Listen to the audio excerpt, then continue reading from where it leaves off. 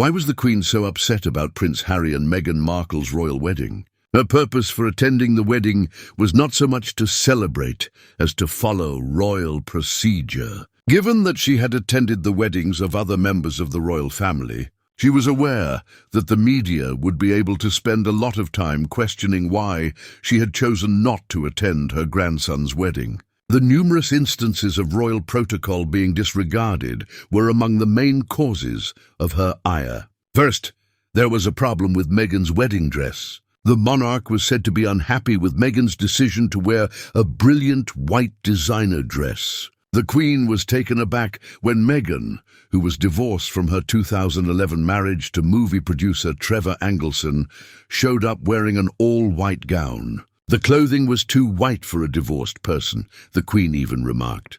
"Andrew, what's the matter?" "Well, Angela, how come white was too white in the first place? Isn't it somewhat vaginal, in my opinion?" "You don't. You're quite chaste and haven't had many affairs, been married or done anything similar. It's for the first marriage, I believe. Things you also possess. Additionally, I believe she was upset because Meghan was dressing up as if she were quite virginal. Since she knew that wasn't true, she didn't like that.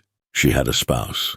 She had anticipated that Meghan would adopt the modest dress style that Queen Consort Camilla had chosen to wear on her 2005 marriage to King Charles. Rather, Meghan disregarded precedent and went with her instincts, which infuriated the Queen.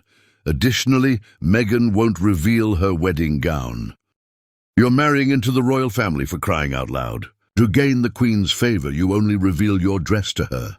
Additionally, I found it intriguing that it offers a fresh perspective on the well-known pictures of Meghan floating up the aisle and the Queen's gaze on her, as it is evident that this was the first time she had seen the dress. Meghan's decision to take that route is incredibly impolite and uninformed. When she learned that Meghan's father, Thomas Markle, had not made amends with his daughter and would not be attending the wedding, however, her rage only grew. The Prince Harry should have met with Thomas and helped men before the big day, according to the Queen. Meghan's father, Thomas Markle, reportedly refused to accompany her to marry Prince Harry on Monday. Instead, Thomas Markle embarrassed the royal family in public by staging paparazzi pictures of himself, getting ready for the wedding, and then cancelling the event. For the Queen, who prized privacy and discretion above all things, this despicable behavior irritated her a lot. Meghan's walk further defied tradition, just a portion of the aisle. She was supposed to be walked by her father, but that never happened. After a while, King Charles intervened and gave her to Harry after walking her a portion of the way. Some people applauded this initiative, but the Queen apparently felt it was a negative look for the monarchy and was unhappy with the way it turned out. According to insiders, Queen wanted Harry to deal with Meghan's family prior to the wedding, but he didn't. Another thing that annoyed the Queen was the wedding sermon. For about 14 minutes, Bishop Michael Curry gave a forceful, impassioned sermon in the American tradition. The Queen thought it was excessively long, dramatic and extravagant, even though the world audience adored it. She liked the customary, reticent and brief speeches that were typical of royal weddings. "It is the lifestyle." They succeeded. "To save us all, he gave his life. Picture our families and homes when love is the norm." The notorious tiara drama followed. Although Meghan was eyeing an emerald tiara, the Queen demanded that she don a, stating that the emerald tiara had connections to Russia and substituting a diamond and platinum piece. Harry apparently lost his temper because he was frustrated. "Meghan gets what she wants," he remarked. The Queen was even more incensed after hearing that from her grandson. She informed him emphatically that Meghan would only receive the tiara that was assigned to her, diamond. However, did you know that Meghan wasn't initially drawn to this tiara? Meghan truly desired to don this tiara, which I will not destroy, Monica, which Princess Eugenie ultimately wore to her nuptials. However, Meghan was informed by Queen Elizabeth that it would not be suitable to wear it. This is due to the possibility that the tiara was Russian in origin and had a troubled background. Furthermore, Queen Elizabeth believed it might bring misfortune to the couple on their wedding day if it was connected to controversies. The Queen was also worried about the guest list. Meghan invited a number of her pals from Hollywood, such as Elton John, Serena Williams, and Oprah Winfrey.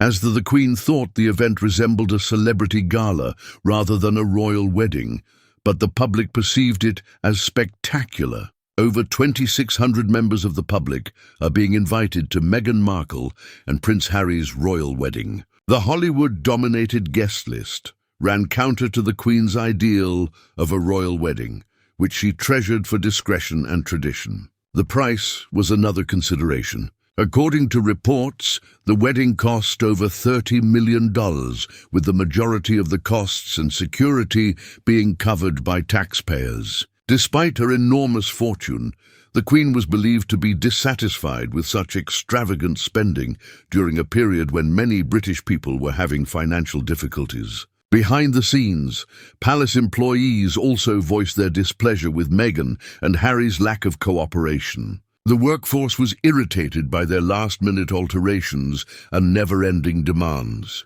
They are extremely challenging to work for, and in a way, it's always the worst sign when people are unable to retain employees, housekeepers, advisors, and so on. A cluster of personalities is always present if they are unable to retain them. Distasteful of needless theatrics, the Queen was incensed at the ongoing rumors of conflict involving the pair. Another topic of contention was the wedding's cultural fusion. The Queen might have thought it went too far, even if many applauded the blend of American features, like the gospel choir with British history. She believed that doing so ran the risk of changing the traditional meaning of a royal wedding into something less majestic and more contemporary. In addition to all of this, the Queen was experiencing personal stress. The Queen was concerned, even though Prince Philip was able to attend his recent hip operation, regarding his health. Despite the turmoil behind the scenes, she managed to smile throughout the wedding, which only made the day more difficult for her. This week, Prince Philip was sent to the hospital for hip surgery. According to Buckingham Palace, the procedure was planned in advance and will happen on Wednesday at London's King Edward III Hospital. The Prince is 96 and has virtually retired from making public appearances, but still joins his wife, Queen Elizabeth II, for some of her royal duties. Another factor was the difference between Kate Middleton and Meghan. The monarch respected Kate's perseverance and years of planning before to her marriage to Prince William. Meghan, on the other hand, made a swift and forceful entry into the royal family and insisted on doing things her way. According to reports, the Queen was irritated by this discrepancy and became suspicious of Meghan's strategy. Anyone would have been dissatisfied with the accumulation of these problems, particularly if they were the ones organizing and providing the cash for the event. Although the Queen appeared to be smiling, it was said that she was extremely upset with the outcome of Harry and Meghan's wedding. So what do you consider? Do you believe that Harry and Meghan's marriage should not have been permitted by the Queen? Please share your opinions in the comments section. Additionally, remember to subscribe, like, and comment. See you at the next.